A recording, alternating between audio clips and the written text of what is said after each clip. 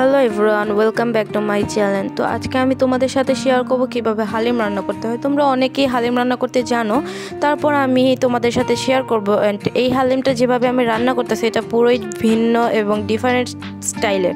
তো এখানে আমি সব কিছু নিচ্ছি, এখানে মশলা দিছি, তারপরে পেঁয়াজ কুচি, আর ফার্স্টেই যেদের দেখাইছিলাম সেটা হলো আমার বেসন। যেহেতু বলছি আমি ভিন্ন স্টাইলে তোমাদের সাথে শেয়ার করব।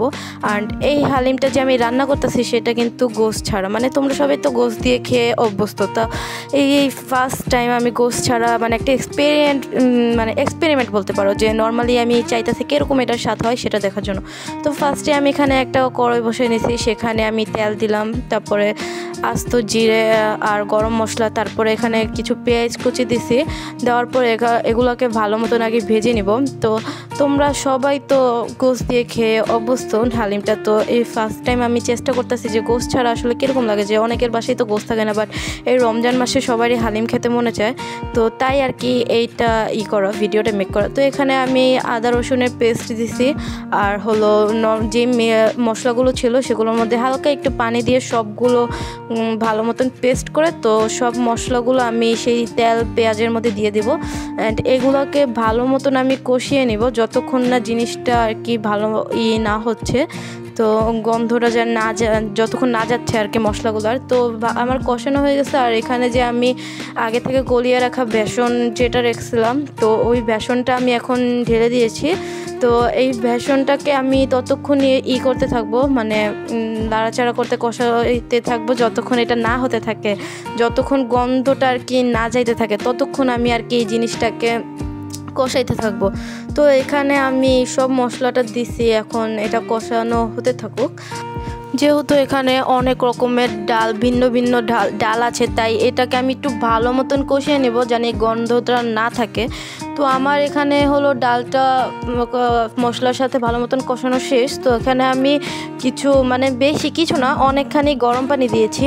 তো গরম পানি দেওয়ার পর এটাকে আমি আরও কতক্ষণ কষাবো, যতক্ষণ জিনিসটা পারফেক্ট না হচ্ছে বা ঘন না হচ্ছে, যতক্ষণ ঘনত্বটা না আসছে ততক্ষণ এটাকে আমি রান্না করতে থাকবো। তো এখানে আমার এটা অনেকটাই হয়ে এসেছে। তো আমি এটাকে ভালো মতন লাড়াচাড়া দিয়ে নিচ্ছি। আর এখানে দেখো নিচে না লেগে যায়, তো ততক্ষণ আমি শুধু লাড়াচাড়া করতে থাকবো, যেহেতু এটা অনেকটাই ঘন হয়ে গেছে। তো এখন আমি এখানে এটা যেহেতু হয়ে গেছে তাই নামিয়ে নিয়েছি। এখন আমি আরেকটা কড়াই বসিয়ে দিয়েছি, এখানে কিছুটা তেল দিয়ে নিয়েছি। যেহেতু পেঁয়াজ বেরেস্তা করতে হবে, আর হালিমে পেঁয়াজ বেরেস্তা না দিলে তো মজা লাগবে না, তাই আমি এখানে পেঁয়াজটাকে বেরেস্তা করে নিলাম। তো এখন এটাকে নামিয়ে আমি এখন হালিমের মধ্যে দিয়ে দিব, হালিমটার মধ্যে দিয়ে তারপরে এটাকে আমি ভালো মতন মিক্স করে নিব, যাতে জিনিসটার ফ্লেভারটা আর কি ভালো আসে এবং খেতে মজা লাগে। তো আমি এখানে পেঁয়াজ বেরেস্তাগুলো নামিয়ে ফার্স্টে তেলটা দিব, তারপরে পেঁয়াজ বেরেস্তাগুলো দিব। তো তো ফাইনালি আমি সব দিয়ে দিয়েছি। আর আগে থেকে আমি কিছু মশলা ছিল আমার বাসায়, সেগুলো আমি এখন এটার মধ্যে দিয়ে দেব।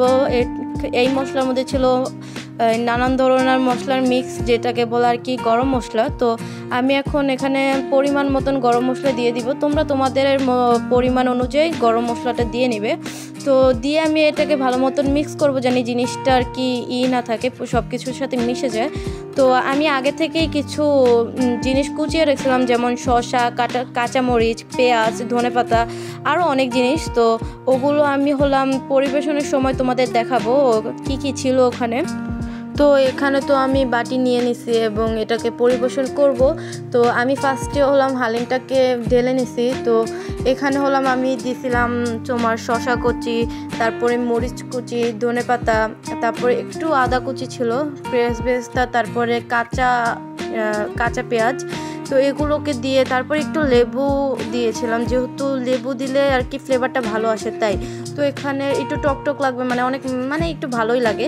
তো তাই আমি এখানে সব কিছু দিয়ে নিচ্ছি। তো এই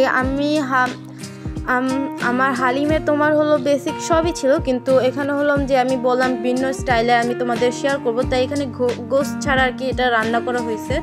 তো তো এটা কিন্তু দেখতে যেরকমই দেখাক না কেন এটা কিন্তু খেতে অসাধারণ হয়েছে। অ্যান্ড এটার মানে কি বলবো, মানে এত মজা হবে আমি আসলে এটার এক্সপেকটেশন ছিল না, বাট এটা মানে অনেক মজা হয়েছে। আর কেউ বলবে না যে এটা গোস্ত ছাড়া হালিম, মানে যে খাবে সেই প্রশংসা করবে যে এতটা মজা হয়েছে আর এত অসাধারণ হয়েছে। তো আমি সবার জন্য আর কি নিয়েছিলাম জিনিসটা, যেহেতু বেশি করে রান্না করছি। তো এখানে হলাম আমি তোমাদের দেখাচ্ছি যে জিনিসটা আসলে কতটুকু ঘনত্ব, কতটা দেখতে যেরকম সুন্দর ছিল, খেতেও অসাধারণ ছিল। তো যাই হোক, এখন আমার ভিডিওটা কেমন লাগলো তোমাদের কাছে অবশ্যই কমেন্ট করে জানাবা। অ্যান্ড আমার নেক্সট ভিডিওর আমন্ত্রণ জানিয়ে এই ভিডিওটা আমি এখানেই শেষ করছি। Tata, take care, have fun, খোদা হাফেজ।